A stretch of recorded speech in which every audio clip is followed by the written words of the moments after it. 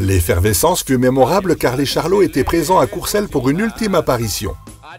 C'est un moment teinté d'émotion et de nostalgie pour les nombreux fans venus à leur rencontre. À cette occasion, un passionné a présenté au public une exposition retraçant leur immense carrière. Je suis collectionneur et passionné des Charlots depuis 1983, donc ça fait 40 ans cette année, en 2023.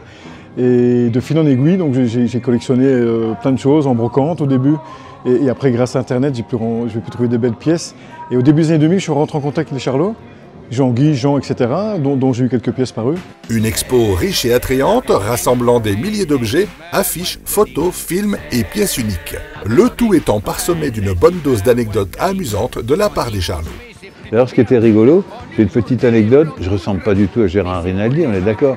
Et le premier spectacle qu'on fait en France, il y a quelqu'un qui vient me voir et qui me dit « Oh bonjour, je vous adore dans Marc et Sophie ». Oh, je dis « Vous êtes très aimable, merci madame ». Elle dit « Ah oui, quand vous faites le vétérinaire, là, avec... oh là là là là, oh, oh. » Je dis « Merci ».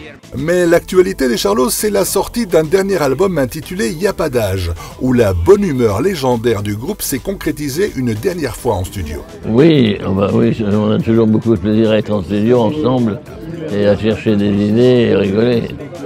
Des fois ça dure très longtemps, je veux dire en heures, mais bon, on a un peu l'habitude aussi quand même.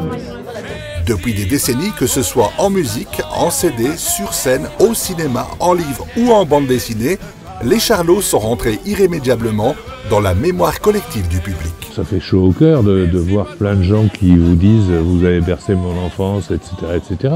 La seule chose, c'est que chaque fois on se prend une baffe dans la gueule, ça veut dire « t'es un vieux con », quoi, en gros, puisque on a bercé l'enfance des gens, donc ça veut dire que nous, on était déjà adultes.